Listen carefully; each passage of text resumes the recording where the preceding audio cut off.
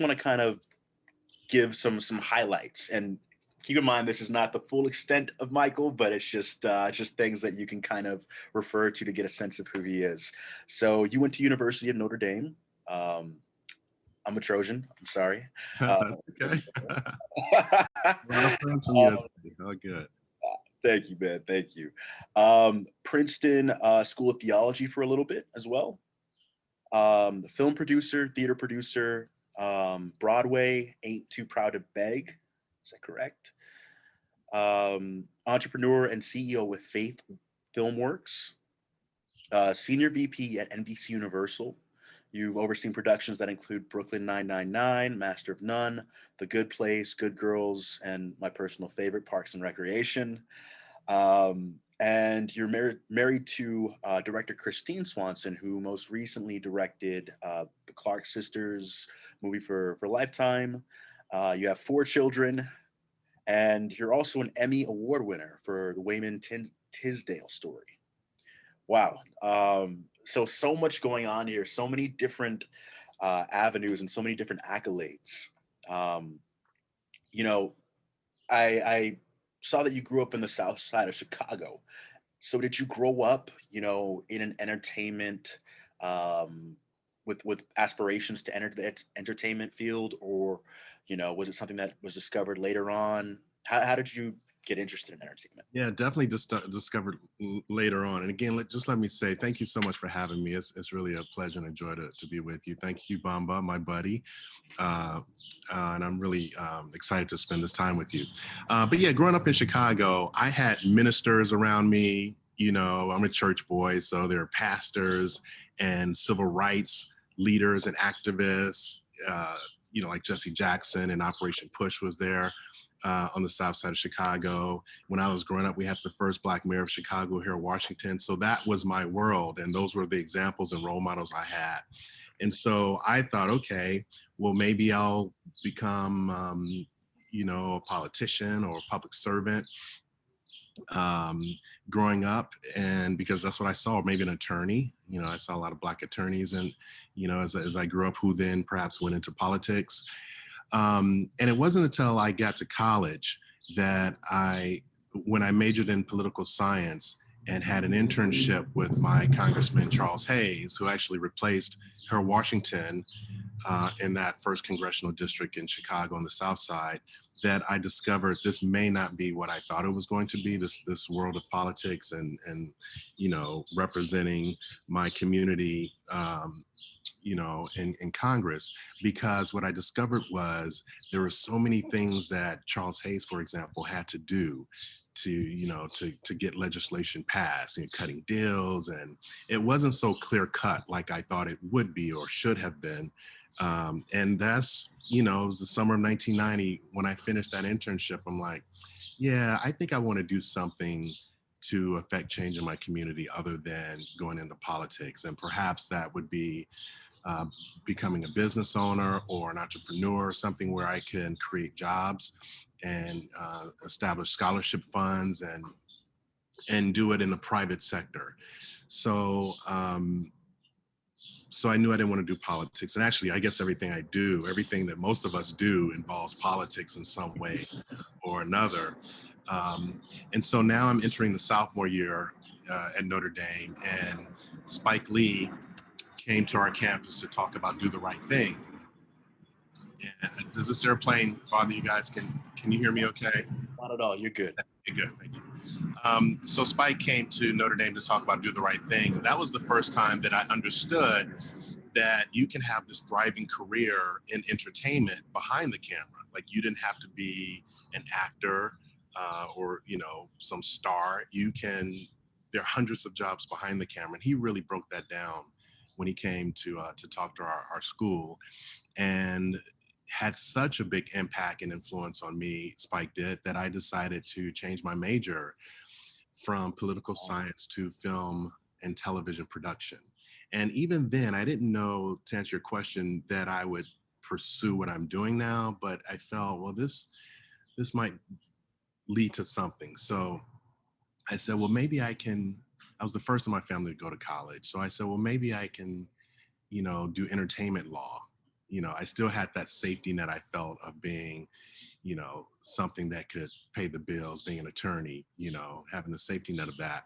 But coupled with the entertainment industry, I felt, okay, that felt a little safe. And this was really pressure I was putting on myself. It really wasn't my parents saying, you better do this, you got to be a doctor, lawyer, accountant. It was just me taking on this even burden perhaps of saying, I can't blow this opportunity. I've got this far and I can't let my family down.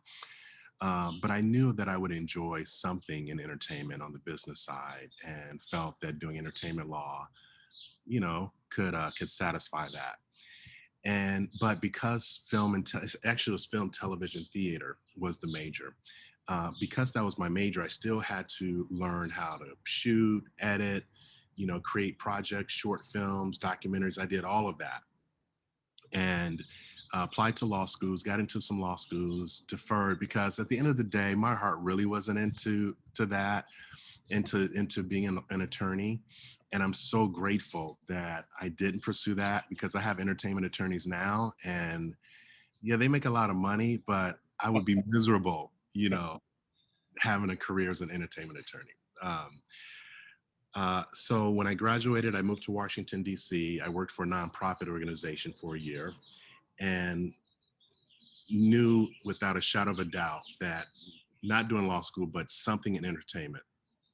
And I decided to attend Princeton Theological Seminary before going off into this entertainment career. And I felt it was important to really create this foundation and study scripture on a graduate level to um, to really strengthen me as I go into this field. And so that's what I did. And my wife Christine Swanson and I got married right before I went to Princeton. I stayed there for a year. She applied to NYU Graduate Film School, and we moved from Princeton to New York. And I got a job at NBC and in the network sales department. But while I was at NBC, I began to produce all of her graduate school films, the short films, documentaries. And now this is years now after college, that's when I realized I found my passion. That's when I realized that I'm now doing something that I truly enjoyed, that came easy to me. I felt I had the right temperament and demeanor. Didn't really understand what that meant back then. I felt it was an asset, but now, 20 plus years later, I really realize how much of an asset having this type of demeanor is in my business, and what I do from the studio to the things I do outside of the studio. And I had a knack, I guess, for raising money and thinking outside of the box. And so I produced all of her projects. I would take vacation, days from NBC, and we would go make a short film, and really enjoyed it. And so there was a short film we did called Two Seasons, which was a 15-minute, love story. And when it was done, I'm like, well, maybe more people should see this film. So we decided to submit it into some film festivals. And to our really amazement and surprise, it was invited to the Sundance Film Festival. It went to the American Black Film Festival. At the time, actually, it was the Acapulco Black Film Festival in the late 90s.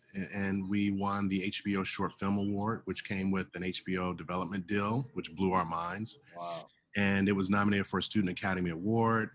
And then CNN did this piece on us as this husband and wife filmmaking team. And now all of a sudden, my colleagues at NBC in the sales department, I mean, they knew my wife was at film school, but that's when they really realized how serious this was for us. And that's when, back then is when we started our company, Faith Filmworks.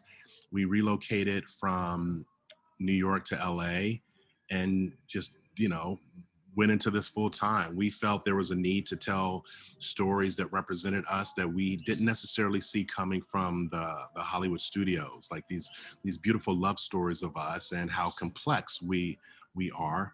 And our stories, we felt we wanted to make the audience feel hope and love and joy and all these things that we felt were not coming through in a lot of the movies that the Hollywood studio system was releasing.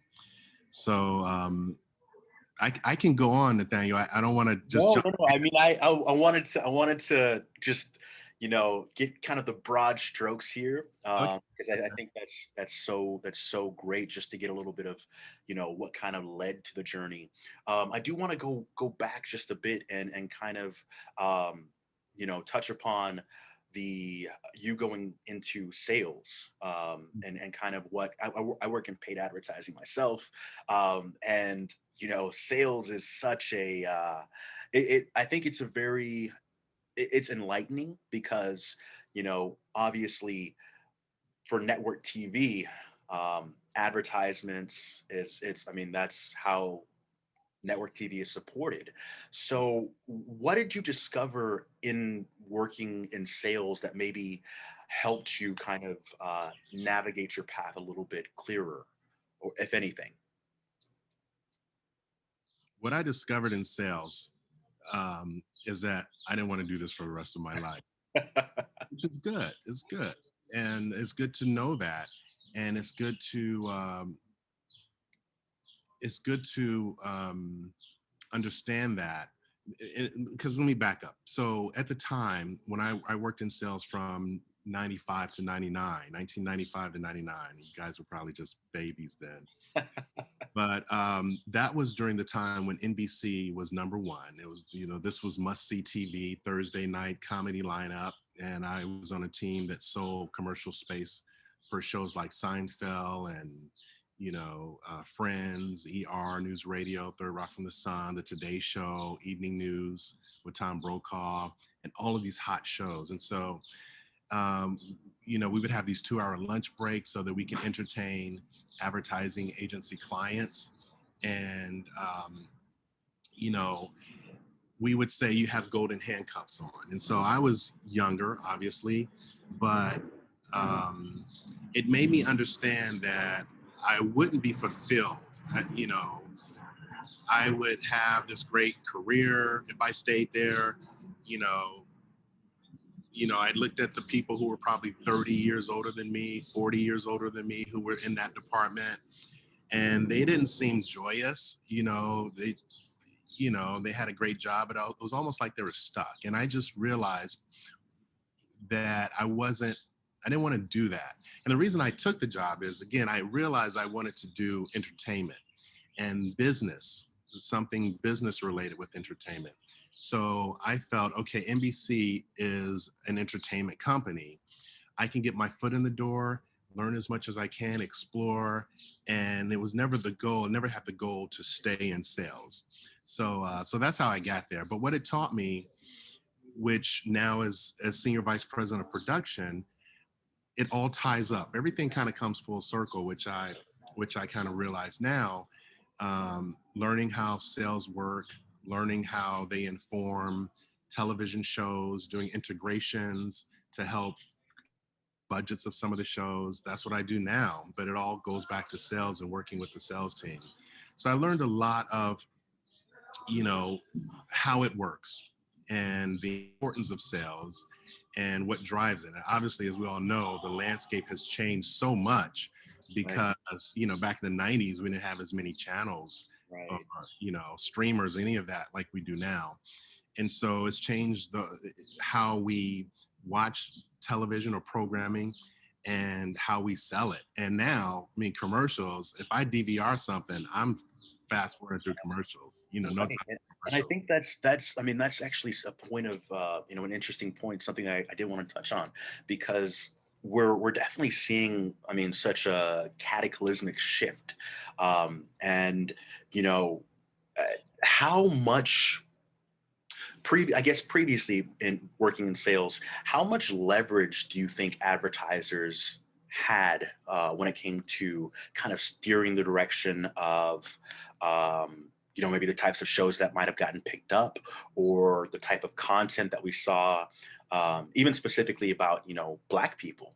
Was there? Did you notice any of that? Kind of the controlling of the strings, if you will. I notice it more on this side, Hmm. on what I do now at the studio. I didn't really notice it much in New York. Some examples, and there's some recent examples that we can think of, like if an actor or personality or host says something that's offensive, he or she is gone, right? um, or if um, there's certain content that doesn't resonate with an audience, and that audience say, okay, we're going after the advertisers for that show and we're going to make our voices heard and known, then the advertisers have the clout to say, okay, we're pulling our ads from this show. Wow. And so there's so many examples of that. um, what I also notice is that from a studio perspective, there are a lot of creative executives, um, and even network and studio executives on the creative side who will say, we want shows that look like America. We want to cast, this show in a diverse way because, you know, Friends, for example, I don't think Friends would be the Friends like it Right. was back in the 90s if it were made today. Right. Because that's just unrealistic. There are Black people living in New York City. Right. And so my point is, it's not always coming from the advertisers. It's coming it's coming from the executives internally who says, and in fact, I'll give you another example.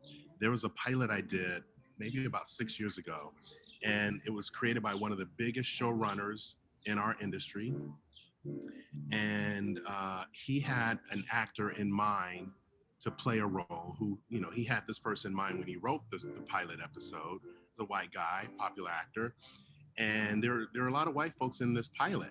And so the president of the NBC Universal at the time was in this meeting. There was about six of us. It was after a table read, and he said to this showrunner, um, "This will not get on," he said, "my network, um, if there's no diversity, and if this person who you Wow. think should be in the show Wow. is not a Black person."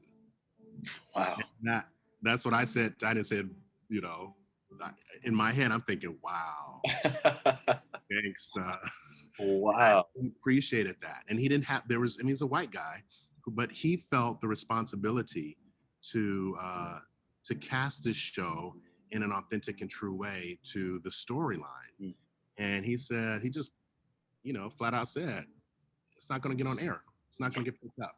I'm not That's going to pick it up. that is incredible. I think it's so easy to look at the industry and feel like, especially like, as you're kind of making your steps and your strides, and feel that, there's this larger conspiracy to, kind of keep you from achieving your ultimate success.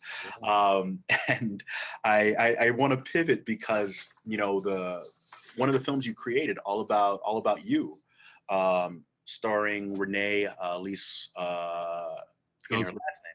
Yeah, yeah, from Hamilton, as well as a number of other notable actors. You actually went the route of, number one, I mean, independently producing and then independently distributing. Can you talk a little bit about that process? yeah, that was our first feature film, All About You. And again, coming off the success of that short film I mentioned earlier, 2 seasons, we were like, oh, we about to go to LA. We're about to blow up. We're You about got to HBO in the pocket. HBO, like we're their darlings. And we had a great script. Christine wrote a great script, and she was, this was her first feature film that she was going to direct. And we had a great cast, we felt. Point Renee, this was actually Renee's starring role, her first starring role. And all the folks who we grew up watching, like Mr. Gaines from A Different World, and Choir Boy, Tico Wells from The Five Heartbeats, and Debbie Allen, Lisa Ray, and we're like, oh, you couldn't tell us anything. And so we made this movie, All About You, and independently, we raised money and made the film independently, and it went to a lot of film festivals, won a lot of film festivals, and so traditionally you go to film festivals, you hopefully win some awards, and you get the attention of distributors so that they can release your film in theaters throughout the country. So that's what we were kind of on a pathway, we felt, to have this movie come out on 2,000, 3,000 screens, and then skies was the limit for us, you know, and our careers were going to be set. We were going to be rich and boom, the Hollywood dream. And none of that happened. So what did happen was I shopped the film around town, and all the studio executives said, well, this movie is not edgy enough for the Black audience.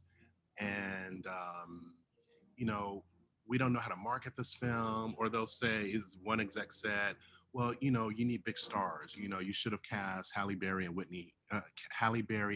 Will Smith in this film. And I'm thinking, like, this wouldn't even be an independent film. I wouldn't even be sitting here talking to you. Um, so everything was just like, oh, it was just, you know, we were just, especially me, you know, because now Christine had done her work, and now there's the producer, you know, it's your job to get the movie out there so people can see it. And I was just devastated. And so that lasted a moment. And then I just shook it off and I said, look, I feel that we need to figure out a way to get it out there, because I'm also thinking about our investors who put their trust in us and their faith in us and really invested in this project as a sign to encourage Christine and me to go for it. You know, sometimes you have investors who it's not about the project, it's about, we believe in you as entrepreneurs, as filmmakers, as storytellers, and we believe in what you intend to do, you know, throughout your careers. And so sometimes you just need people like that. And so, you know, I had that kind of on my shoulder. I'm like, you know, I got to get these people their money back. And so what I decided to do was, again, we had done so many film festivals, and the beauty of film festivals is you have an opportunity to have Q&As after every screening. And so it's like this real-time focus group where you're communicating with your core audience. Now, granted, you know, we had done all the Black film festivals and won all that, but we had also done, so we had done the Hamptons International Film Festival, you know, and you got these old Jewish people saying, who do we need to call to get this movie in theaters? You know, like, you call your grandson in Hollywood. You know, but my point is, it was such a universal film where you can take out the Black cast and put an Asian cast or a white cast. I always say the story is the star, right? It's not the actors. Sometimes, sorry, Bamba, sometimes actors can come and hijack your project, right? And it gets out of whack, or you're casting inappropriately. You're casting someone who's, just because he or she is big or you know, is the hot thing right now, doesn't mean that he or she is the best person for that specific role. Right. So that's something that Christine and I never do. And so, I mean, again, we took a chance casting Renee in a leading role, her first leading role. But we knew when she walked in the door, boom, she had the X factor. And then for that movie specifically, we wanted the cast, especially, you know, those two main characters, to sing themselves. And so we were praying that she can sing. And then she did this Anita Baker song and she blew that away. And so I think when you're true to the story, then you're going to cast the best actors, and don't get caught up in, oh, well, you know, have they done? Or, you know, how many Instagram followers do they Preach. have? And the story's the star. And if you can have someone who is believable, who the audience will be willing to go on this journey with, then that's more than half the battle. You know, you want the audience to buy in and feel this character, understand the characters who you've cast, and go on the journey with them. And and another thing we do is we make movies that hopefully connect with people's hearts, and they just leave that movie viewing experience differently. And I think that's what we have done well.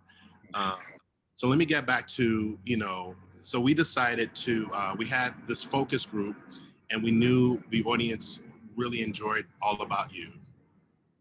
So I decided to take the film out ourselves. You know, our company, Faith Filmworks, became kind of this mini distributor. We kicked in our money ourselves. Wow. We did a 10-city tour throughout the country.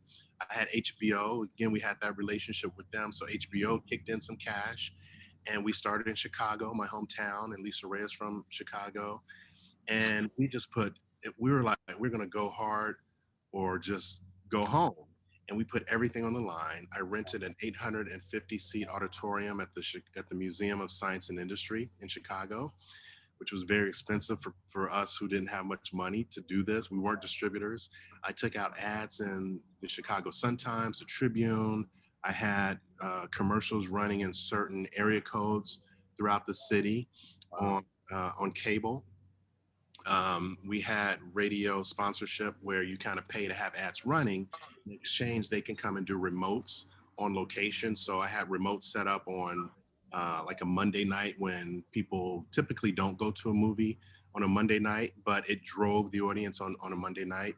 I opened up on the same day as the movie Brown Sugar. And I did that on purpose because I wanted to prove to myself and maybe to other people that two Black movies can open up on the same day and there's enough to go around. And so I did that, which was crazy. I do crazy things, but they're calculated risk, and it's for my own information and education. And I listen to my gut. And the Universal Circus was in Chicago at the time. So every night I printed out like 15,000 postcards. So every night, Christine and she was pregnant with our second child at the time. This is just crazy. Just listen to myself now. It's like, wow, this is. But you're saying it with the smile, man. Like I'm so inspired. All my hair's gone. I'm smiling, but I had more hair back then. But yeah, we put postcards on every windshield every night at the Universal Circus while they were inside. I would go to bars.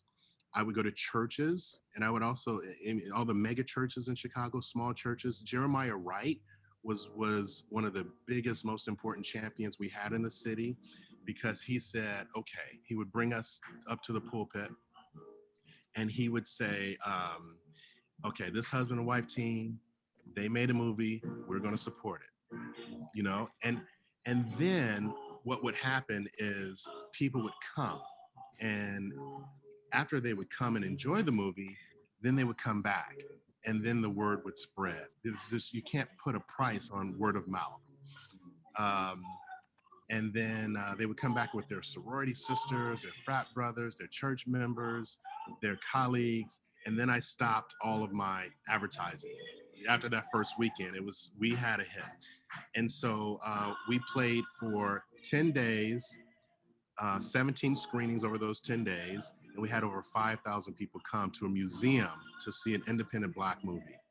And it is still the highlight of my career, because by the second weekend, we were selling out. We had over 850 people at some of those second weekend screenings. You look in the balcony and people are standing around the walls of the balcony. And then the entrepreneur in me, said, okay, it's always important to create additional revenue streams. So I turned Christine's script, the shooting script, into a book with pictures and a nice cover. We sold that. We had posters, sold that. We had a soundtrack, which was, if anyone has seen All About You, the music, in fact, let me just show you this. Let me just show you how real this is. This is almost 20. Please do. Okay. It's crazy. And it's on iTunes too, but people still like the hard copy. So I had soundtracks that we were selling. And then again, I'm always about giving more value. Like we charge $10 to come see the movie. And then we had the merchandise. And then I would give away merchandise, like who has a birthday, who has, and then we had a Q&A after every screening, just so this audience can get to know us. And then certain nights I would bring in cast members. I would fly them into Chicago so they can be a part of the Q&A. And also, I guess I shouldn't have put that person's address in the recording. So wait, this is actually not recording. So okay, good. Yeah. Okay. I just thought about that. And then I would have our cast, they would sign merchandise, which would again drive sales. So all of that, I had to become a distributor, right? Wow. So we started in Chicago. This was before social media, and I had I would say, okay, we're going to Detroit next. We're going to Milwaukee. We're going to New York. If you have people in these cities, you know, email them and let them know this is where we're going. And then we would have email sign in, to add to our database. I wish we had Instagram or Facebook back then, but it was old school. And Dallas and Dayton, Ohio, and we went everywhere. And it was and I should also say by the second weekend, we were the number one movie in the country on a per screen average Wow. because we had one screen and we were making so much money by that second weekend. So yeah, and it made me understand that when Hollywood tells you no, they don't always know. Most times they don't know, right? Right. They don't have their finger on the pulse of what the audience wants, and you have to figure out a way to to get it to your audience. I knew by that point that what our audience wanted, and again, Hollywood said you don't have any stars. After the Q&As, every night the question would come up: how did you get so many stars? Isn't this an independent movie? How'd you get so many stars in your movie? Wow. So listen to your gut, and you're look. This is a business that is full of rejection. It's just a part of it, but it can't extinguish your fire. Don't let it grieve your spirit when you get no, because it's hard to hear no, no, no, no, no constantly, especially you are actors. You Right. hear no even more than other people in our industry, and it can really just beat you up. But just stay encouraged, because there are always ways that you can figure out how to rise and how to go around this quote unquote system. You just have to Amen. think outside of the box. You have to believe in yourself. And sometimes you have to encourage yourself. And if you can't encourage yourself, reach out to me. Bamba will give you my email address and email me. I'll be happy to encourage you. Okay, because it's a hard business and we have to do this together. And sometimes it's easier for executives or casting directors to say no because they're too afraid to say yes. Wow. Nobody really take chances anymore. Everything we see is a formula. Like great movies from the 70s or 80s aren't being made anymore because nobody has the chutzpah or the courage or the boldness to make something different, to make something original. It's all about tent poles. It's all about turning something into a franchise so that then there can be a ride at Universal Studios or Disneyland. Right. It's not about a character-driven, beautiful, compelling movie or story.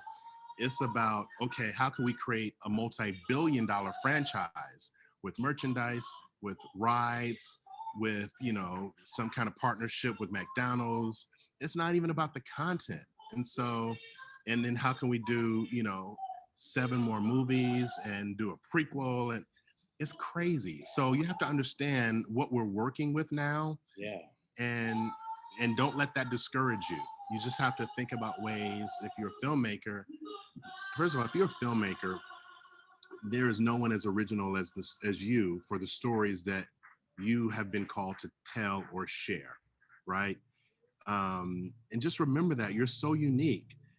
Just because Get Out made a lot of money doesn't mean you're supposed to, like, okay, I need to drop what I'm doing to make a Get Out. No, you don't have to do that. I always think cream rises to the top, and the no's are most times it's really this weeding out process, and most overnight successes, I think anything takes at least 10 years, this 10,000 hours, right? So don't give up, just keep at it, keep going, and don't grow weary in well doing. Just stay focused, stay committed, Wow. and it's a hard business. I'm not saying it's not hard. I think if you can stick it out as long as you can, even if that means you need to get a job at Starbucks or Trader Joe's, they both have great insurance. That's not Amen. giving up on your dreams. That's using wisdom, actually. You Yeah. know, um, so don't don't get blinded by what you see or what you read on Deadline. Don't get discouraged by what you're reading on Hollywood Reporter. Don't don't get deterred. Don't just keep going. And even if you're crawling, you're still moving forward. Sometimes we got to crawl. It's okay, but just keep moving forward. That's I mean, you've touched upon so many important things, and I know we only have you for a little longer, so I do want to leave some time for Q&A. Um, but you, I mean, number one, I hear gospel in the background. Is that right? Do I hear some gospel in the background? So I'm gonna tell you what I'm doing. I'm developing and producing a new musical about the Four Tops. Wow. So that's Four Tops music. In this room is Duke Oh Fakir, my goodness. the sole surviving member of the Four Tops. We're doing callbacks today, so he flew in from Detroit yesterday, and also Brian Holland and Eddie Holland, who wrote a lot of those songs, are in the room, Wow. and also H.B. Barnum, who is an arranger, and he was Aretha Franklin's music director for like a bunch of years. So, Wow. That's just casually going on in the background, yeah, right? this room, yeah, so exciting, so exciting. So they're singing. The people coming to audition have to choose a few Four Top songs. So this person is singing "The Shadow of Love." Wow, that's beautiful. I think Hopefully, God willing, it'll be ready. We'll be ready next year. Spring of 2022 is when we want to release the music. It's wow. called "I'll Be There." I'll be there. The life and legacy of the Four Tops. Will it be touring or will it Well, be we're going for Broadway. Broadway? Okay. The Four Tops were huge in England, and I'm a part of Ain't Too Proud, like you mentioned, Nathaniel, and the Temptations were huge in North America. So we've talked about maybe starting in the West End in London, maybe doing Toronto before going to Broadway, but we'll figure it all out. But the goal is to eventually get to Broadway. That's amazing. I do want to touch upon two categories um, before we open it up for Q and once again, I want to be mindful of your time. I think what kind of underscores a lot of your journey and a lot of just not just your journey, but also how you conveyed your journey is this persistence, is this faith, and um, you're a man of faith as well, and I think a lot of times people think that spirituality and pursuit in an entertainment career can't coexist, that they're It has divergent in a to. way. It has I'm to. sorry? It has to. Wow. We've been called to go and seek to seek and save that which is lost. We've been called to go out into the world, right? We've been called to be His hand, to be God's hands and feet in the world, and especially in Hollywood, because Hollywood influences the world with the content we create. So it's you can't always preach to the choir. Now, some people do, and that's their role.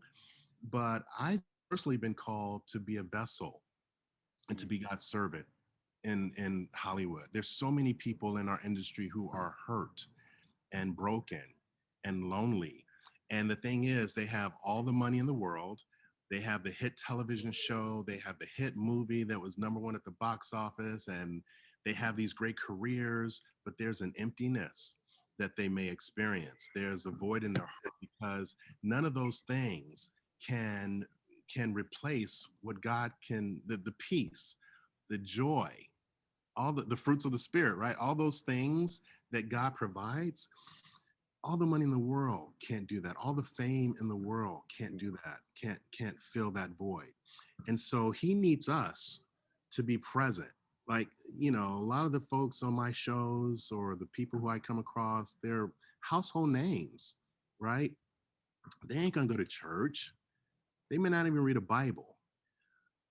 The Bible they'll read is your life, Mm. your conduct,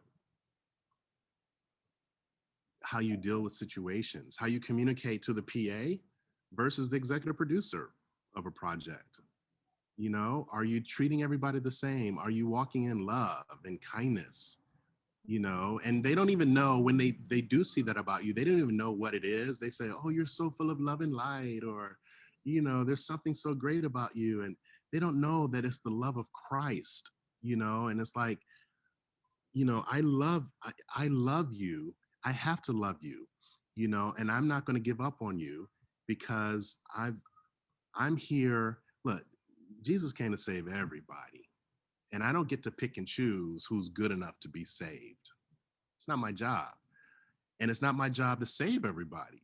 Sometimes it's our job to just plant a seed. Sometimes it's our job to water the seed, and then there's the harvest. And so I had to learn that too. And it also, I've been doing this so long now that I've fine-tuned what I'm supposed to do, and I understand. And I've learned that there's going to be times when it may be 2 years before you get to talk about God with someone who you've been seeing on a weekly basis. They may be on your show. Um, I had to learn that, you don't go into a table read and say, "Praise the Lord, everybody." You know, you just, that doesn't I really mean, work. you can, but Yeah, but then it's like, okay, now you're sitting by yourself. It's like, okay, that's it. So you got to use wisdom.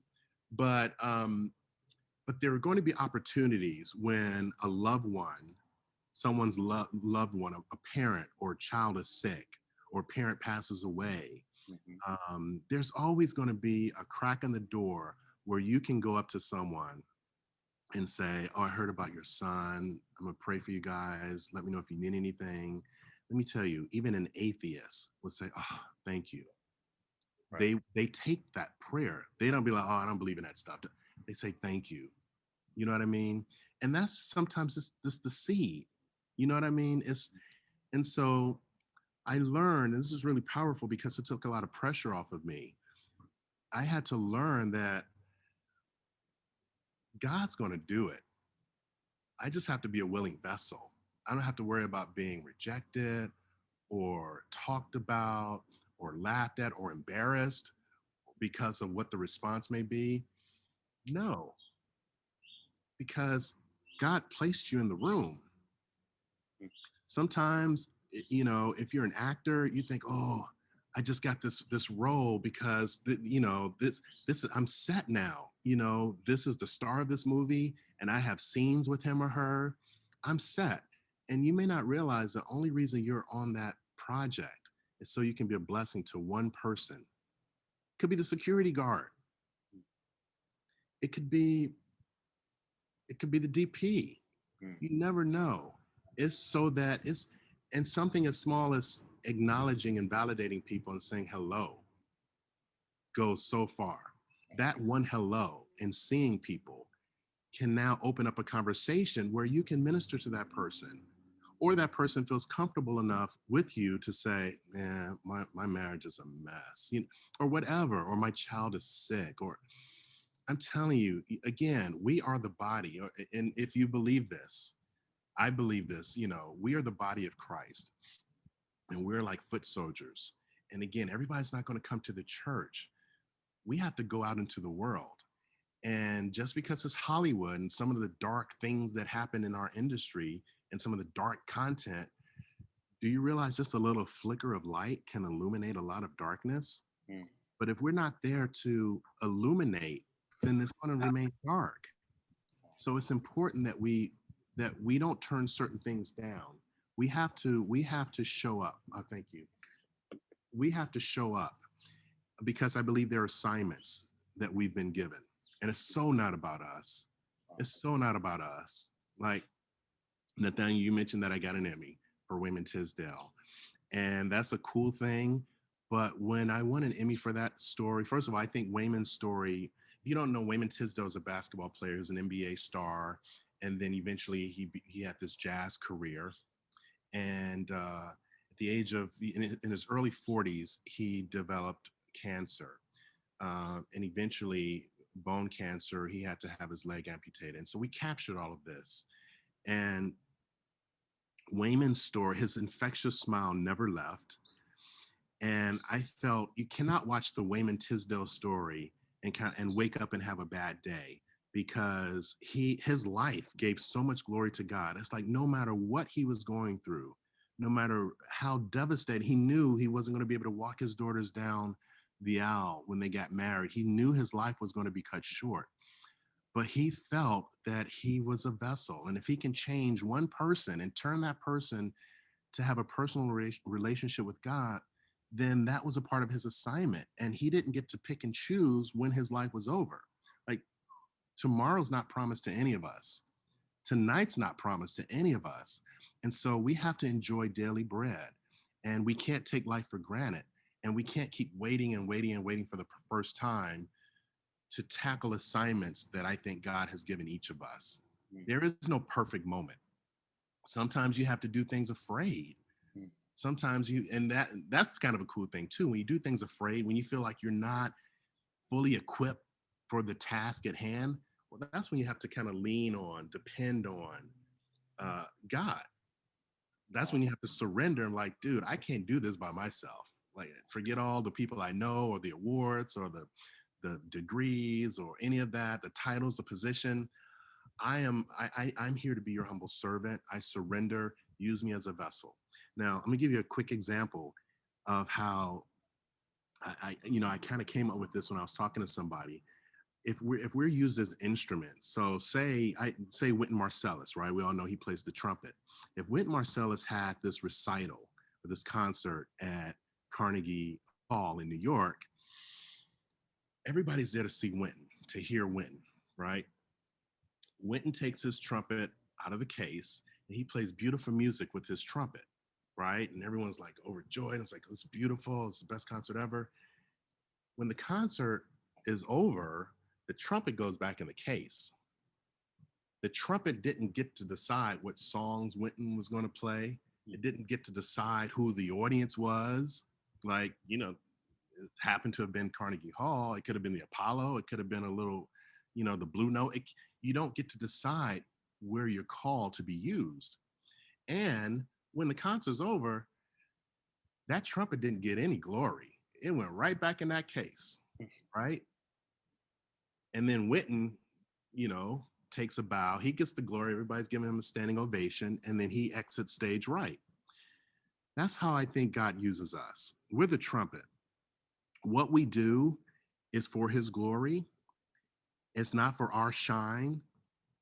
It's when we're to be used how he sees fit. We don't get to choose the audience. Like some people we may have to minister to who we may not even like. It's like, this dude. But we have to be obedient. You know what I mean? These are assignments. And so I think when you think of that trumpet analogy, it really makes it crystal clear that I'm an instrument. I want to be used by God. That's I such want a to be used great. how he needs to use me, where he needs to use me, when he needs to use me. And it's kind of none of my business where those things are. Mm. I'm an obedient servant and he gets the glory. And my life is so fulfilled. I have so much peace. I can sleep well at night because I know that I'm in his perfect will and I see the purpose in my life. There's no feeling like that when you are in your purpose. And how do you get in your purpose? When you say, okay, I want this, I want this, I want this, and I want that, and I want it by this age, and then I want this award and that award so I can make this much money and have the. No, I kind of think you need to step back and say, it's none of my business. Where I am in 5 years, where I am next year, what I'm doing, who, you know, that's when you say it's none of my business, that's in essence, you're saying I surrender all. Mm. That's where you're saying, use me as an instrument. Now, and that's when you're saying you're getting out of your own way. And when you're in that position, let me tell you, places that you did not even imagine to go. I think we have I can someone trust you speaking. Can you go ahead and put yourself on mute, please? because now he can trust you. He sees your heart. And now he gives you all the things that you've been working so hard to try to get yourself. It just happens. Mm. It just falls into place. More than half. Well, first of all, I mean, it's kind of cool to hear all those things when you're introducing me, but it's all orchestrated by God. I was just willing to show up. I was willing to take chances that didn't always make sense, but I had a peace about it. And it's like I never focused at the top of the staircase. I always focused on the next one little step, one little insignificant, perhaps to other people, step that was in front of me. And I took that step. And sometimes the step is frustration. the step brings disappointment. That next step feels like I'm being punished. Well, in essence, what's happening is it's like it's like gold that has to go through the fire to be purified so I can be stronger. And so I'm not some wimp. So when something comes difficult my way, I don't just run and hide. It's like it's like you have to go through wilderness periods. You have to, hit rock bottom sometimes, because that just makes you so much stronger. And importantly, it also um, strengthens your bond with God. It's like, Wow. he brought me through that. Wow. I can face anything now. And so there's so many lessons, and you grow in wisdom and knowledge and all. And so again, it has to be step by step. Never try to jump 10 steps, 20 steps ahead, because you're going to miss out on some really valuable lessons that you need, some tools that you need in your toolbox to equip you for what God has in store for you. Mm. That might mean a best actor, best actress Oscar. It might mean the number one, television show series on Netflix. I'm not saying, of course, you can have all those things if it's in God's plan for your life. Mm. Because again, it's not just so you can have those things, it's so that you can have those things to have access to people who he needs you to reach for his glory. I gotta just snap it up right there, because I mean, so much of what you said, I think, resonates with so many of our members. People are chiming in and just preach, keep it on, keep preaching, whatever it is. And I think, I do want to transition so people have the opportunity to ask you a few questions before you head out. But the essence, I think, that you have, Michael, has really just permeated this conversation. And I think a lot of times we come to conversations expecting to get a tidbit that's going to help us get to that next level, or that next step. And I think what you kind of provided here is soul food. It's like, sometimes, man, you need to break away, especially during COVID, and kind of recovering after everything that we've been through this past year. You need a second to, like, gather with the family, get some encouragement, and head back out and continue to conquer and push forward with a level of surrender and with a level of openness that leaves you receptive to the way that Big Pops or whoever you spiritually believe in can move. Yeah, So thank you for that. Um, absolutely. Absolutely. Questions, guys. Go ahead, and if you have a question, just go ahead and pop your name in the chat here, and we'll go by order. And keeping in mind, Michael does not have too much time. Brian, did you have a question? Yes, Michael, thank you very much. Just like, so I wanted to ask a question regarding violence in Christian films. So I have a film that I would say I'm maybe struggling a little bit. It's actually a Christian film, but our protagonist came from a criminal life. And I just don't know how not to deal with that life and show realistic violence. And because a lot of Christian films are they shy away from violence and things like that. I just wanted to know like what your thoughts are about Yeah, that. great question, Brian. The Bible is very violent. And when you show violence, you have to show the consequences of the violence. You have to show that there are consequences. Even if the character, there's redemption at the end, there's still consequences for whatever we do, good or bad, right? And so it's okay. You have to be true to that story.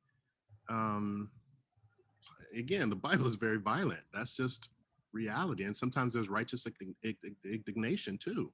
So be true to the story, and don't have the voices in your ears like, oh, the church is not going to like this, or be true to each character in your script. Because if it doesn't ring true, again, nobody is going to go on that journey. It's like, oh, he wouldn't do that. He wouldn't. He would shoot that guy in his head if he did that to his mom, right? Because that's what that character would do. So when you write your characters, be authentic.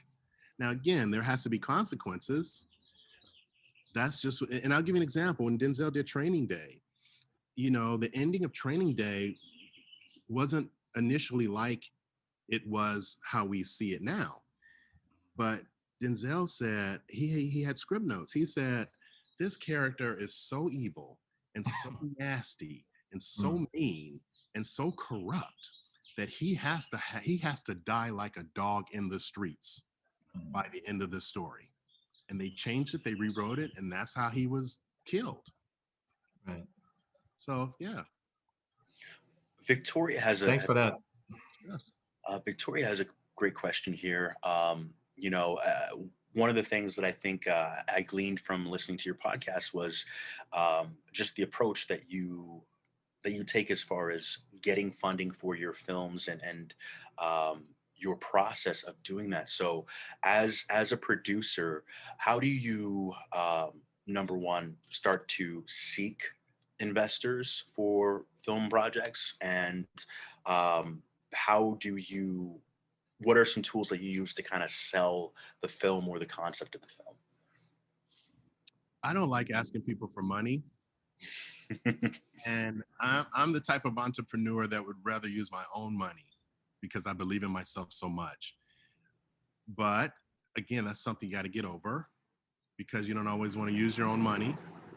And so when we were doing Christine's movies, the short films, um, again, this is a thinking outside of the box moment where NBC at the time was owned by General Electric.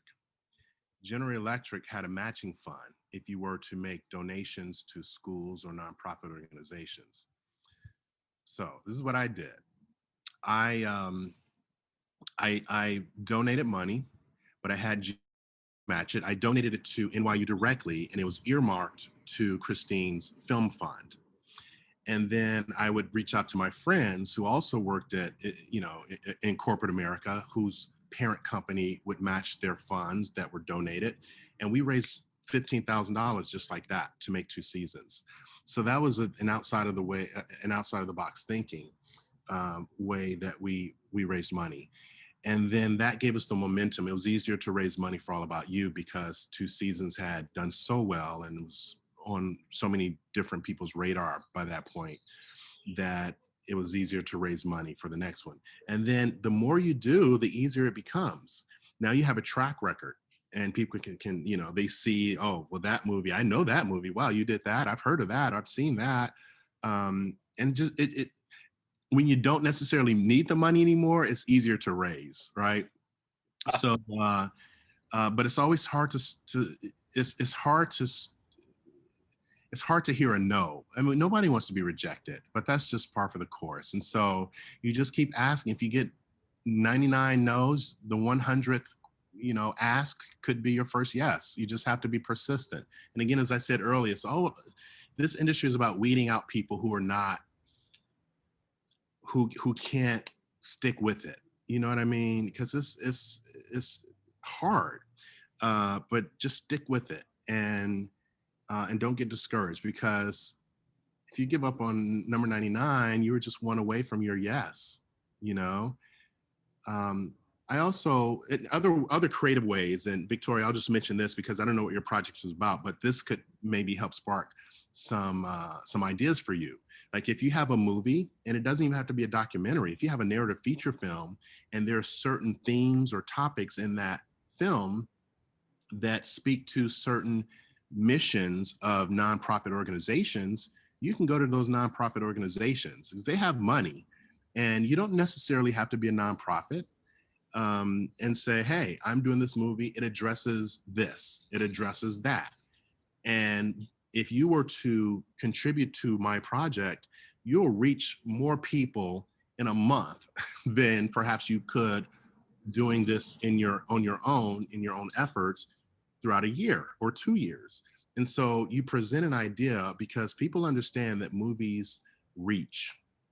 They can reach a global audience, especially now, very quickly. And so again, just think outside of the box. Just because you've never seen it done that way or heard it done that way doesn't mean it cannot be done. Trust your gut. If you come up with, God gives us ideas too, right?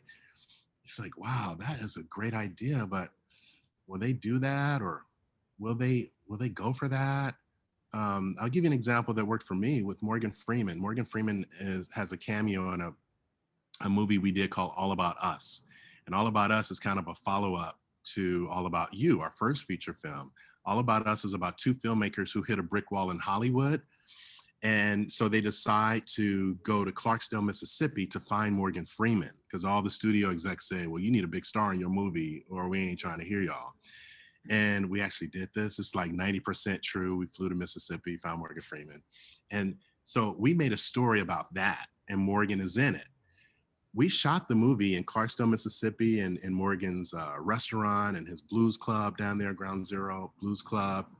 And now I could have talked myself out of this. Like, Morgan is in the script and this small, because he was the bow that we needed to really tie the whole story and the whole movie together.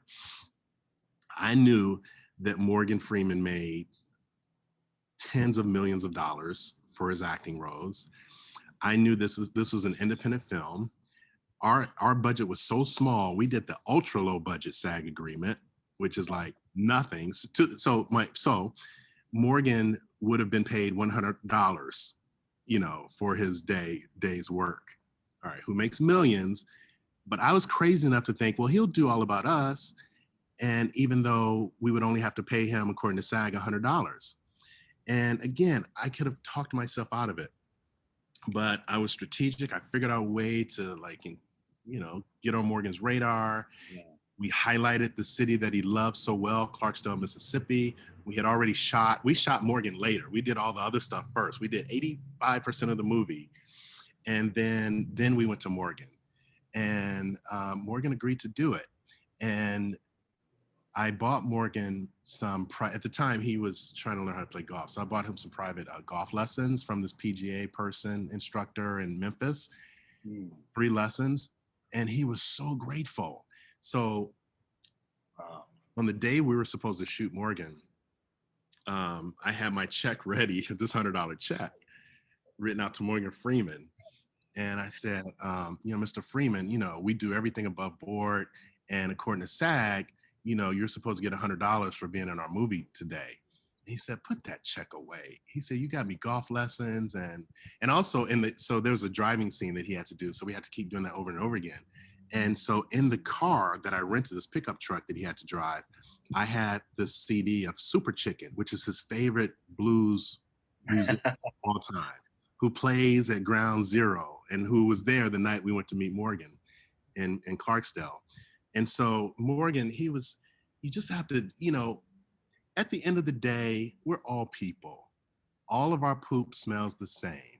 Don't be intimidated. Now, I'm vegan, so my poop might smell a little better than some of y'all if I'm not vegan.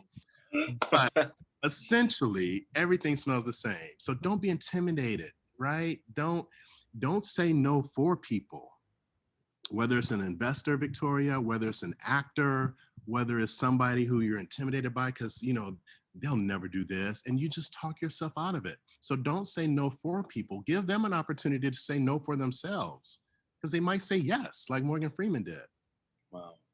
That's tremendous. And I think that story in itself, I listened to the podcast and just the more detailed version, it's incredible. It is 2:35 and I want to be respectful of your time here. Would now questions? Yeah, let's get some more questions. Okay, great. There's a few more questions here. Joni had a question. Joni? Hey. Hi, Joni. Hey, Joni, what's up? Hey, so you just set this up beautifully. My question, I'm going to ask, I'm not going to shy away. I'm going to ask you, is there any background singer part or something I can do in this film we're working on today? I do have to say, and Joni, I admire the boldness and the courage as She's a friend. Don't beat her up. She's a friend. just a general note for all of our members. We do try to stay away from asking directly, our guest of anything or any obligation. But hey, I'm not trying to block anybody's blessings. But if you do have a request in the future, please feel free to email us directly, and we can contact Michael and see if he would be open to hearing that request. I So apologize. I didn't know the rules. I it's, apologize for it's that. all good, Joni. It's all good. I'll reach out to you some We're other glad to time. have you here, I'm Michael. If you want to ask, if you I'm want to answer that question, please feel free, but no obligation. we're still auditioning the actual tops, the 4 tops. But maybe, yeah, Yeah, maybe. we'll And talk.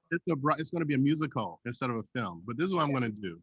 Yeah, Look, I just sent everybody my email address.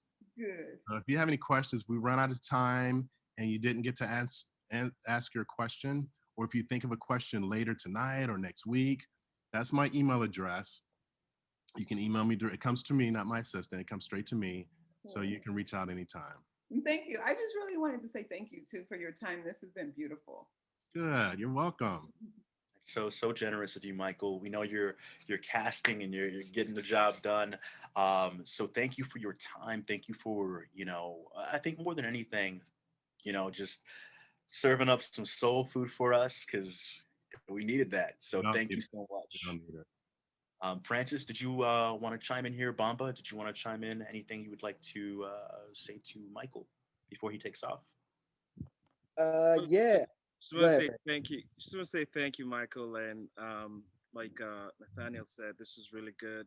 Um, there are a lot of actors and entertainers on this call today, and we've gone through 2020 as a serious time of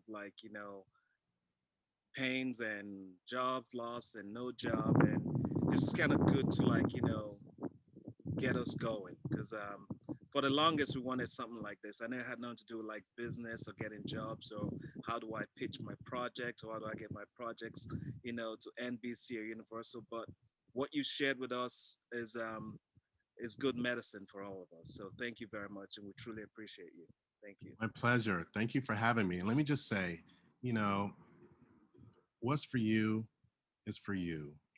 Oh, my mantra. I always say that all the time. And sometimes we have to, especially in our business, we have to put blinders on and not be so easily distracted by what our friends are booking or doing, because that can get in your head too. Don't worry. We're all on our own individual pathway, and you know, stay encouraged. Stay encouraged.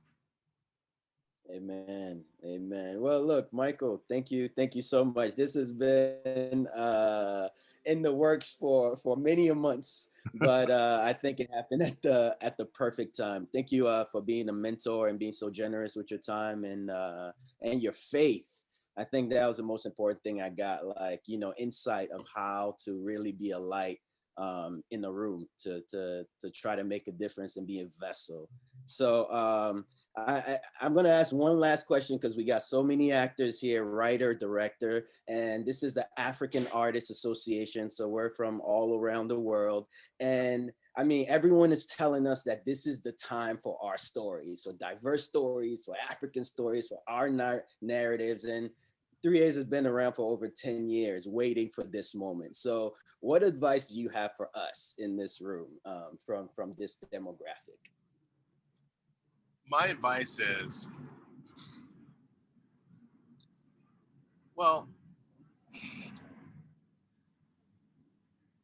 even when the industry says it's your time, doesn't always, sometimes that's just talk. I mean, we are seeing more projects about us, stories told about us.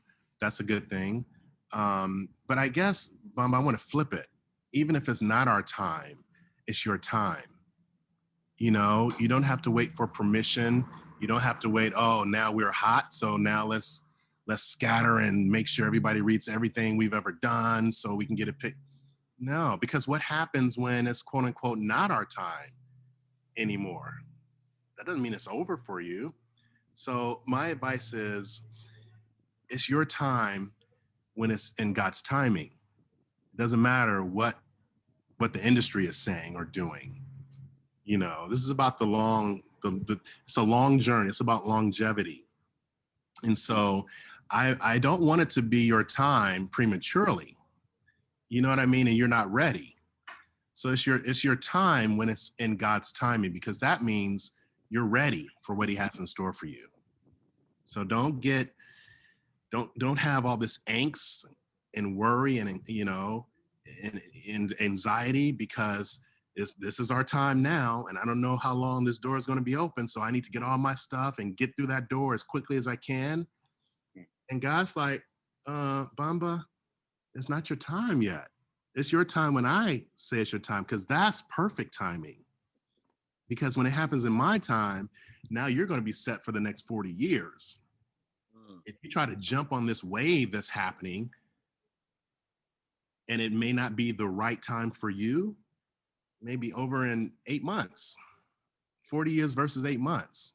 So be prayerful, be patient, have peace. And if it's your time right now, you'll know. And the door won't close. So don't get caught up in, oh, the industry is doing this. It's our time. Don't worry about that. That was like the sweet potato pie, like a soul food dish, that a soul food meal we just had, man. So thank you, and you even put a little whipped cream on the top for us. So we appreciate it, Michael. And please also let us know as an organization if there's anything that we can do to support any causes or support your projects in any capacity. Because I mean, you know, you just seem like such a tremendous brother, and we want to keep the relationship going. If you can be a blessing to someone, please share it. Thank you. Thank you, Michael. Thanks, All man. right. Good to see all y'all. Please, if you need to reach out to me, you have my email address. If you need encouragement, you need advice, I'm here. Okay. Thank you. Thanks, You so much. Michael. All right. Good seeing you. Have a good weekend. God bless you guys. Hi, Michael. Okay. Bye-bye.